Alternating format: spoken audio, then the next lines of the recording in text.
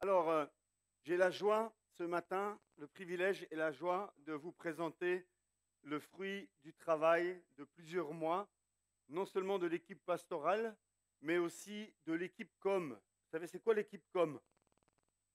L'équipe communication. Ça fait plusieurs mois maintenant que Manu a mis sur pied une équipe communication et vous venez d'en voir encore les fruits là ou des vidéos, etc. Mais ce n'est pas seulement cela. Ça fait maintenant plusieurs mois que nous travaillons à la vision de l'Église, à réécrire la vision de l'Église. Et lorsque nous avons terminé de réécrire la vision de l'Église, on vous en parle déjà depuis plusieurs semaines aussi, d'ailleurs, de cette vision de l'Église, eh bien, il nous est venu à l'idée d'aussi travailler sur un nouveau logo et sur un nouveau nom par rapport à l'Église. Je ne sais pas si vous avez dit ça, mais parfois j'entends qu'on nous appelle l'Église tournesol. C'était pas trop à mon goût. Parfois on ne savait pas trop, on disait l'Église de l'école. Ça non plus, c'était pas trop à mon goût. Normalement, le nom qu'on a, c'est CPEA.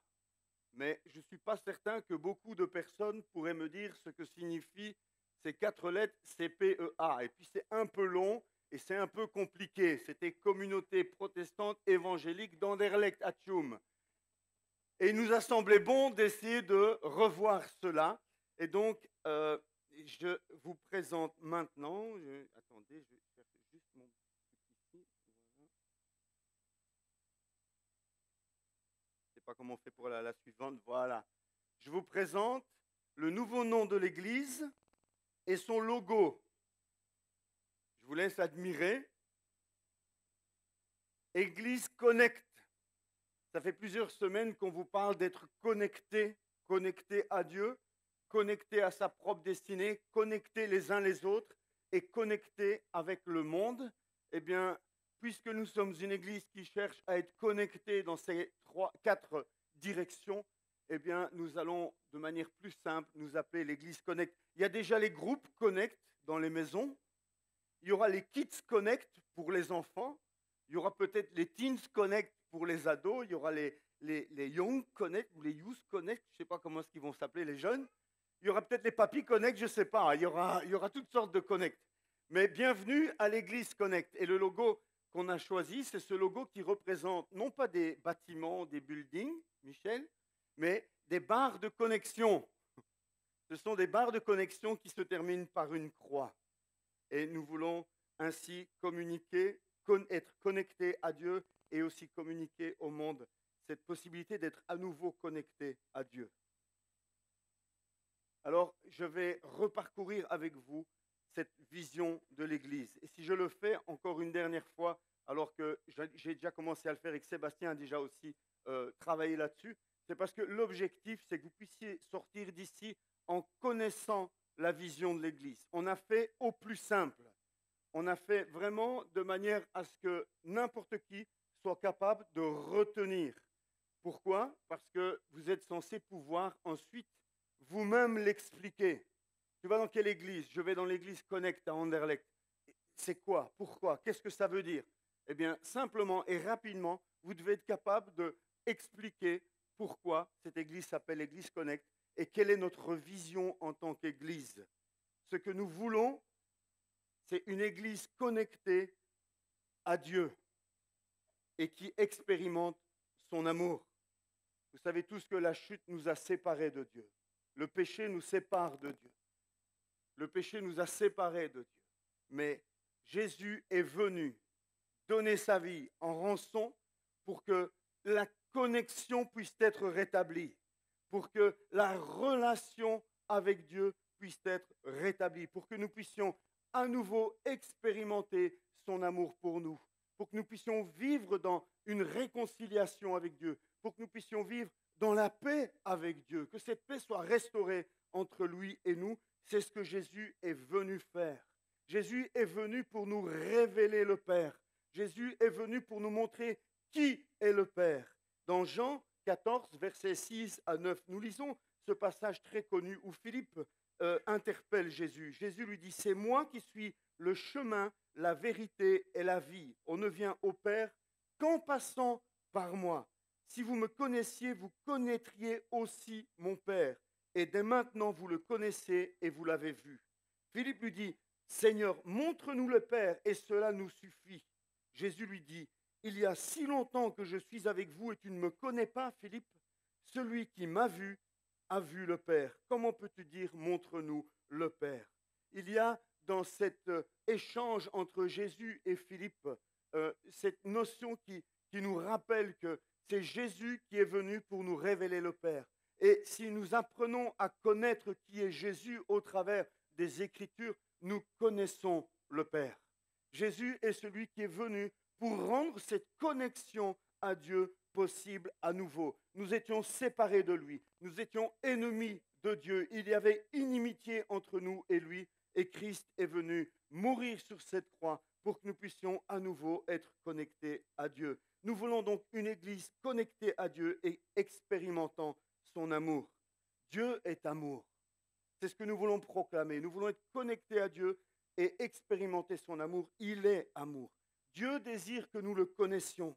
C'est lui qui a fait le premier pas. C'est lui qui est venu vers nous. Ce n'est pas nous qui avons fait des efforts et qui avons mis Jésus en place en se disant, tiens, on va se nommer un sauveur, on va lui donner une mission et peut-être que le Père va agréer ce sacrifice. Non, c'est Dieu qui est venu vers nous. C'est Dieu qui est venu en la personne de Jésus pour venir nous chercher, pour venir nous sauver. Il est venu nous manifester son amour et son désir.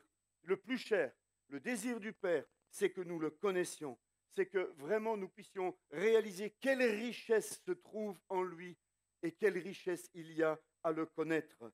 L'apôtre Paul l'avait bien compris. Dans Philippiens 3.8, il dit « Je considère même tout comme une perte à cause du bien suprême qu'est la connaissance de Jésus-Christ, mon Seigneur. À cause de lui, je me suis laissé dépouiller de tout et je considère tout cela comme des ordures afin de gagner Christ. » Pour Paul, le summum de tout, l'endroit où il voulait mettre toute son énergie, toute son attention, c'était connaître Jésus-Christ.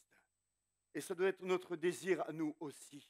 On désire connaître beaucoup de choses sur cette terre. On est attiré par plein de choses. Il y a plein de choses qui brillent à nos yeux et qui nous attirent à gauche ou à droite. Mes frères et sœurs, j'aimerais vous rappeler ce matin qu'en tant que chrétiens, ce qui doit nous attirer le plus, ce qui doit briller le plus pour nous, ce qui doit attirer notre attention première, ce sur quoi nous devons fixer toute notre énergie et notre attention, c'est connaître Jésus-Christ, connaître Dieu et vivre dans une relation personnelle avec lui. Dieu nous aime et la Bible dit qu'il fait de nous ses enfants adoptifs par Jésus-Christ. Est-ce qu'il y a un amour plus grand que celui d'une mère ou d'un père pour ses enfants? Dieu nous aime comme ses fils et ses filles. Et c'est lui qui l'a voulu. On ne lui a pas imposé, on n'est pas arrivé vers Dieu en disant, tiens, on te les donne, occupe-t'en. Non, c'était son désir de prendre soin de nous. C'était son désir de nous manifester son amour et de faire de nous ses fils et ses filles. Mais qui dit amour dit réciprocité aussi. Je ne sais pas si vous avez déjà vécu ça. Moi, je me suis pris des râteaux quand j'étais tout jeune. Être amoureux de quelqu'un, aimer quelqu'un, vivre pour quelqu'un, ne penser plus qu'à une seule personne. Mais ça va dans un seul sens. C'est très pénible à vivre. Quand vous aimez quelqu'un, que vous êtes amoureux de quelqu'un, que vous êtes épris de quelqu'un, et que cette personne ne ressent absolument rien pour vous, et que cette relation ne va que dans un sens, cette relation d'amour est très difficile à vivre. Qui a déjà connu ça? Il y a quelques personnes honnêtes ici dans la salle. Je suis le seul à avoir pris un râteau? Non, hein? Ok. Mais quand la personne que vous aimez, elle aussi vous aime, quand la personne à qui vous démontrez de l'amour, elle aussi prend plaisir à vous démontrer son amour, je pense qu'il n'y a pas de relation humaine plus enrichissante et plus forte qu'un amour partagé. Vous êtes d'accord avec moi? Un amour partagé, c'est le summum de la relation humaine. Mais un amour non partagé, c'est l'inverse. C'est ce qu'il y a de plus difficile à vivre. Je dirais, aimer quelqu'un et ne pas être aimé en retour, c'est presque un enfer. c'est tellement difficile à vivre. Dieu nous aime, frères et sœurs. Et nous voulons être une église connectée à Dieu, qui expérimente son amour et qui apprend à aimer Dieu et qui manifeste son amour envers Dieu, entre autres au travers de la louange, entre autres au travers du service, entre autres au travers de l'obéissance.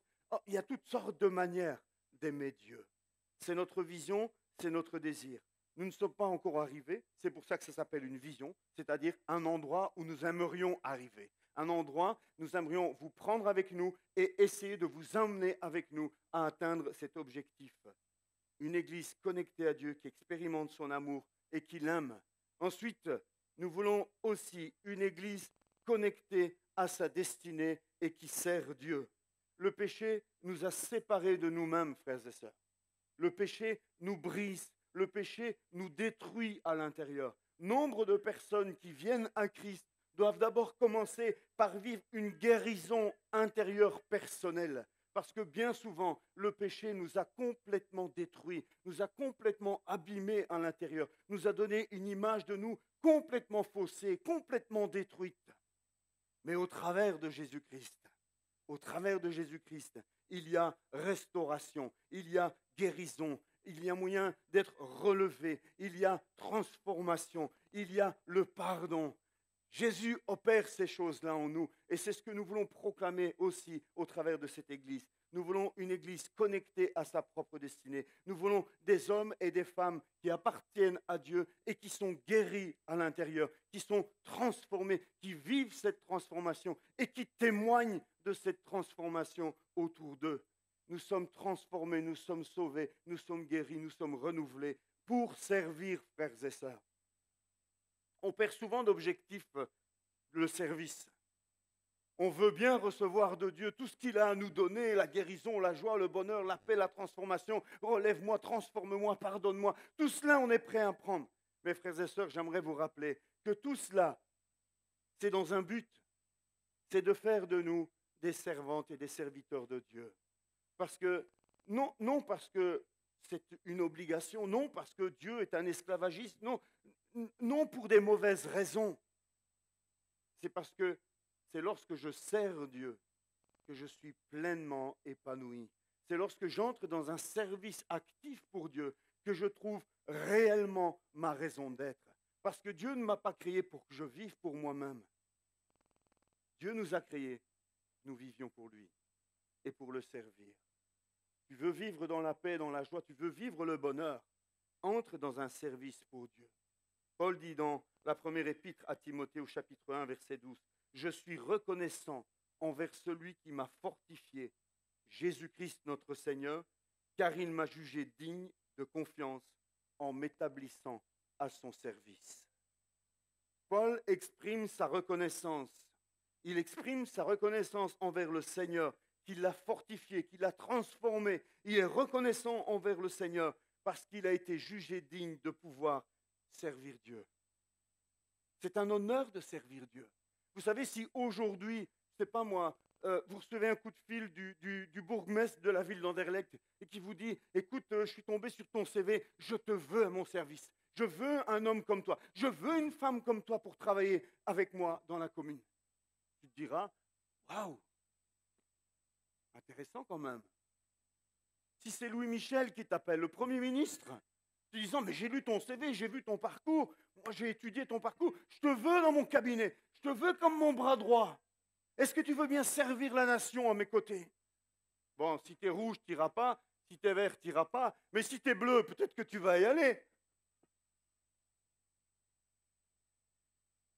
C'est ni le bourgmestre, ni le Premier ministre qui fait appel à nous.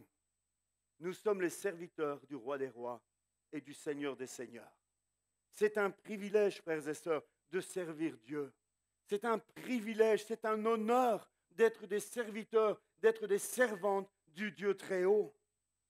Ce n'est pas un boulet à tirer, ce n'est pas un fardeau, ce n'est pas autre chose qu'un honneur. Un honneur. Je suis serviteur du Roi des Rois et du Seigneur des Seigneurs. Quel enthousiasme je vois sur vos visages. Alléluia. L'Église, frères et sœurs, est l'endroit où nous apprenons à servir Dieu. L'Église a aussi pour vocation de faire de nous des serviteurs.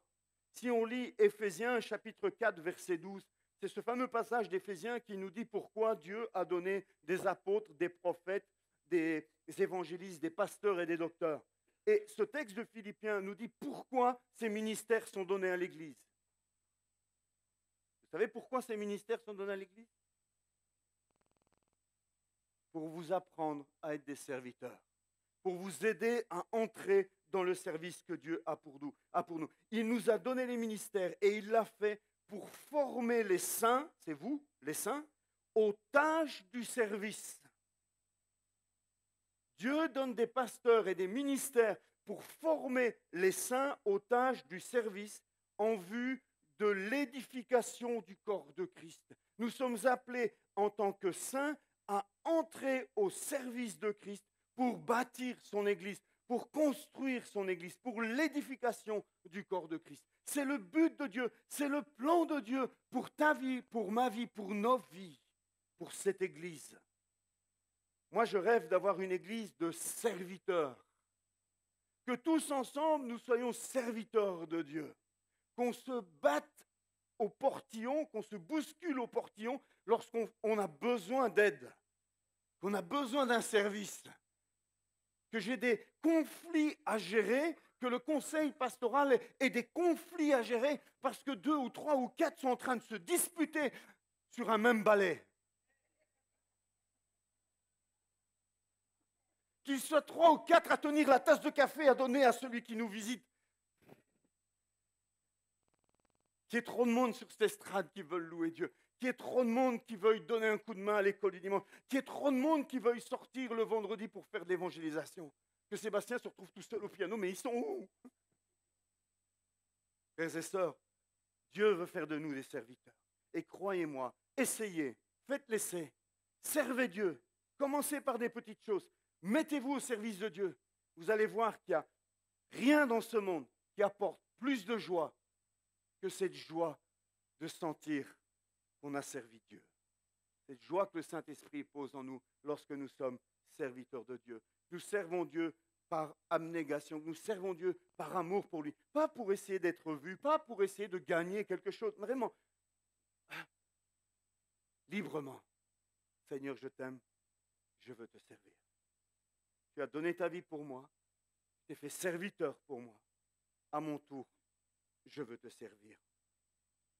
Une église connectée à Dieu, une église où les membres sont connectés, reconnectés à leur destinée, découvrent et comprennent qui ils sont et pourquoi ils sont là, quel est le plan de Dieu pour leur vie.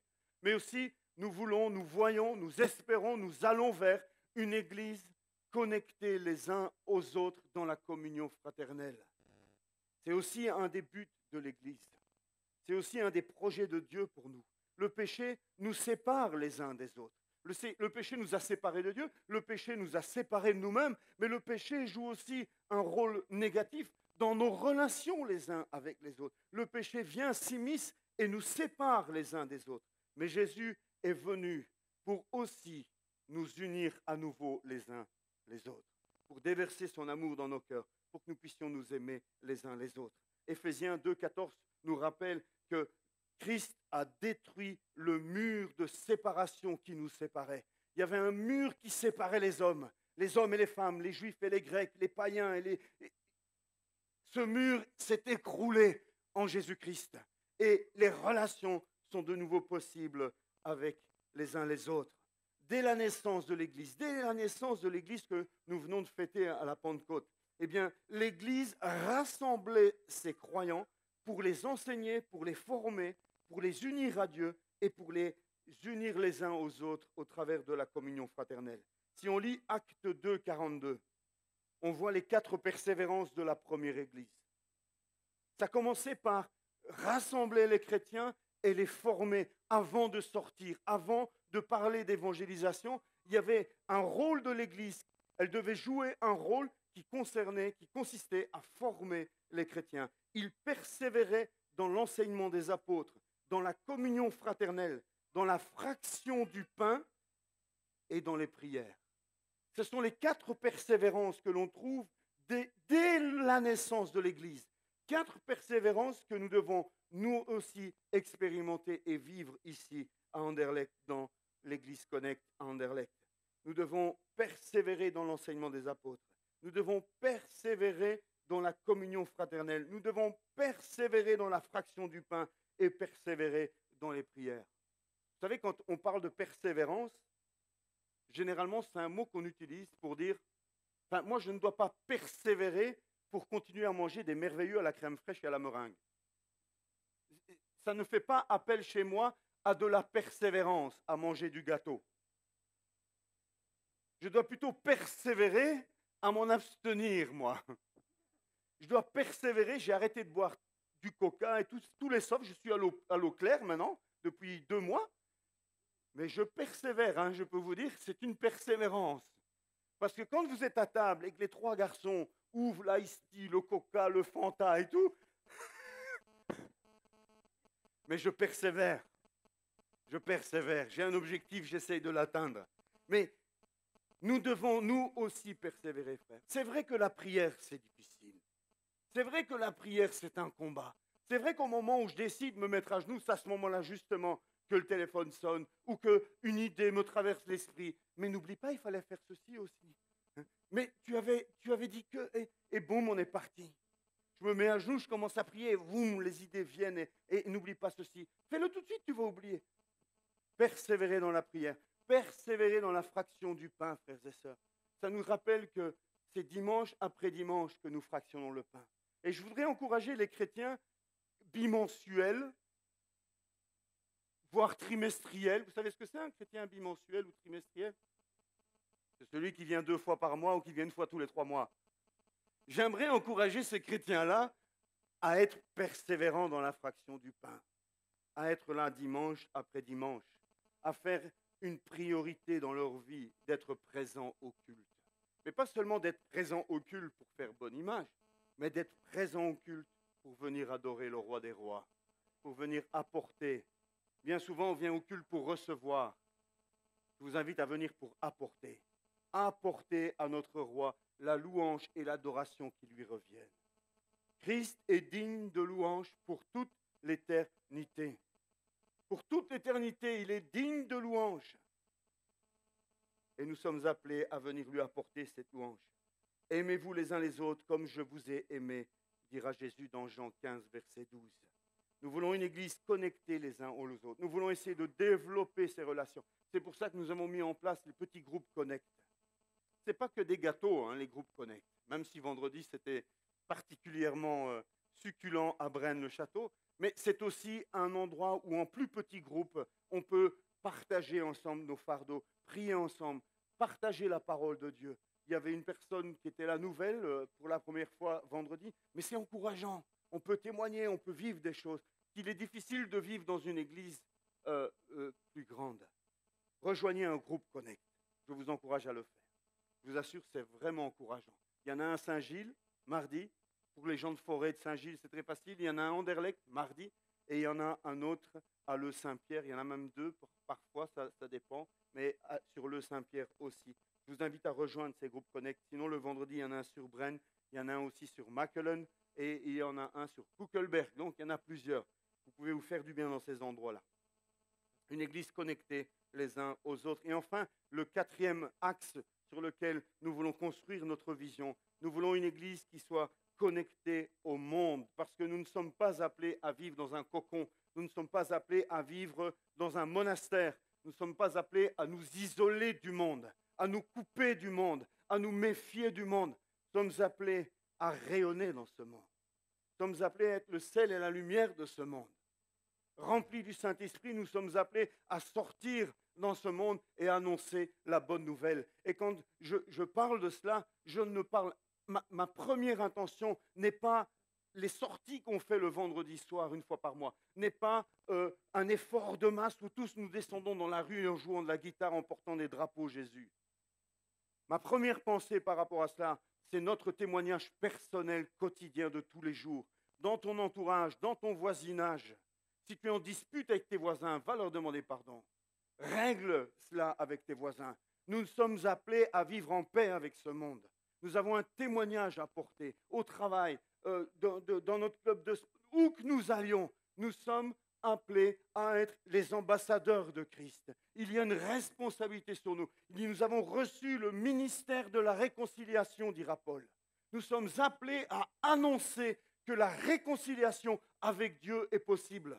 Et bien souvent, ça commence par une réconciliation avec nos familles, une réconciliation avec nos amis, une réconciliation avec nos voisins, avec nos collègues de travail.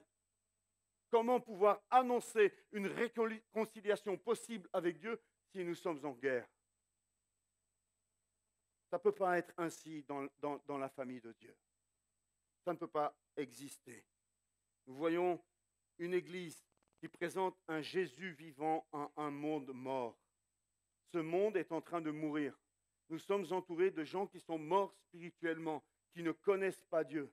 Et notre désir en tant qu'Église Connect, c'est d'aider ces gens déconnectés à se connecter à Dieu, à retrouver cette connexion avec Dieu, découvrir ce Dieu qui nous a sauvés.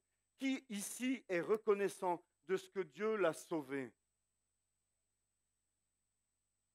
Ouais, les autres, quoi, vous boudez ou quoi? Qui ici peut dire, Jésus, c'est la rencontre la plus importante que j'ai faite de toute ma vie? Je crois que nous sommes tous convaincus de cela. Qui désire ici que tous ses enfants rencontrent ce Jésus-là un jour? Tous, nous voulons cela. Mais ça ne doit pas se limiter qu'à nos enfants. Ça ne peut pas se limiter qu'à nos enfants. Ce désir que nous avons pour nos propres enfants, nous devons l'avoir pour tous ceux que nous côtoyons, pour tous ceux que nous croisons, pour tous ceux que nous rencontrons. Qu'ils soient gentils ou pas gentils avec nous, peu importe. Jésus n'est pas venu que parler à des gens qui étaient sympas avec lui. Jésus, quand il est venu à moi, je n'étais pas sympa envers lui. Et probablement que certains d'entre vous non plus. Heureusement qu'il est venu vers moi. Alors que j'étais son ennemi, il est venu vers moi. Nous voulons une église qui aide les gens à être connectés à Dieu. Une église qui aide les gens à connaître Dieu. Nous voyons une église en croissance qui impacte son environnement au travers de son témoignage et au travers de ses actes. Il nous faut ouvrir la bouche, mais pas seulement ouvrir la bouche. Il nous faut aussi retrousser nos manches et venir en aide à ceux qui sont autour de nous. Nous voyons et nous espérons une église qui obéit à Matthieu 28, verset 19. Vous connaissez cela, hein? Allez, faites de toutes les nations des disciples, baptisez-les au nom du Père, du Fils et du Saint-Esprit et enseignez-leur à mettre en pratique tout ce que je vous ai prescrit. Et moi, dit Jésus, je suis avec vous tous les jours jusqu'à la fin du monde. Jésus est avec qui?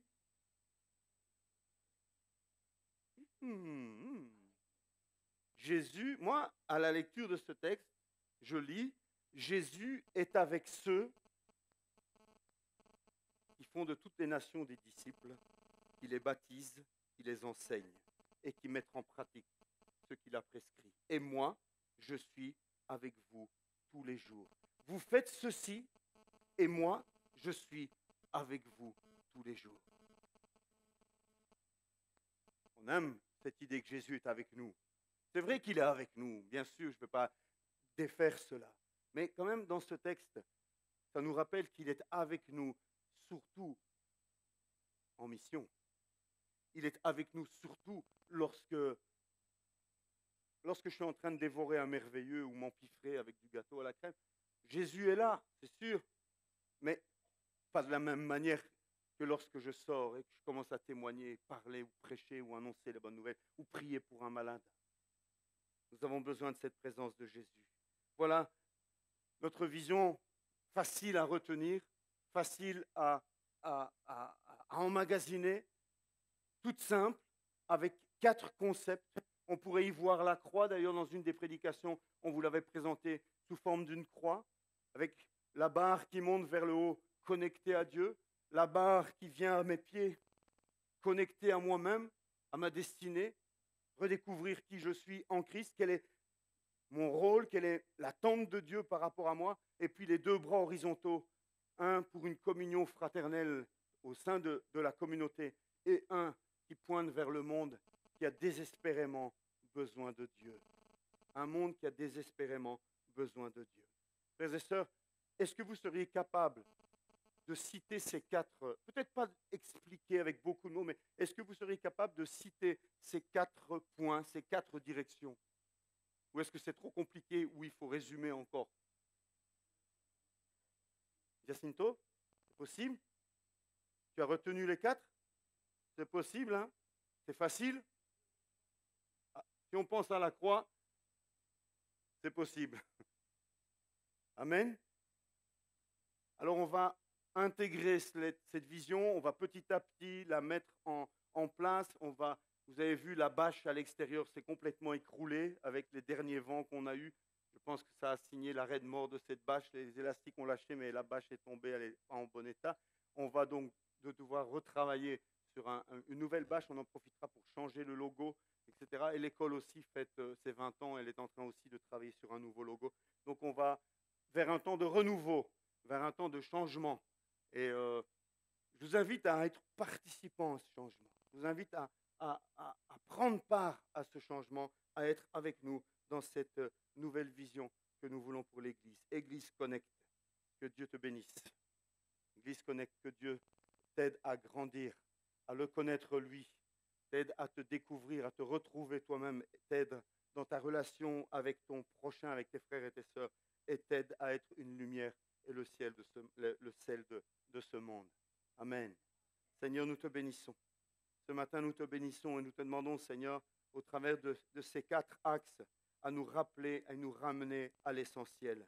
Nous sommes tellement prompts à nous disperser. Nous sommes tellement prompts, Seigneur, à accumuler 22 000 objectifs dans nos vies, à en rajouter jour après jour, à être complètement dilués dans ce que nous faisons, à parfois ne plus savoir quel est l'objectif principal. Ce matin, Seigneur, tu nous rappelles au travers de ces 4 axes, Seigneur, l'essentiel, ce que tu attends de nous, ce que tu attends de notre communauté. Aide-nous, Seigneur, à faire tout cela pour ta gloire. Aide-nous, Seigneur, à mettre tout cela en pratique pour que ton nom soit glorifié, pour que ton peuple, ton Église puisse grandir ici en ce lieu et pour qu'elle puisse, Seigneur, avoir un impact efficace sur ce quartier dans lequel tu l'as placé. Seigneur, je te demande ta bénédiction sur chacun des frères et sœurs ici présents. Merci, Seigneur, de les renouveler, de les remplir de ton Esprit Saint et de vraiment, Seigneur, les motiver par rapport à cette vision. C'est toi qui le fais. Seigneur, nous te bénissons. Amen. Amen.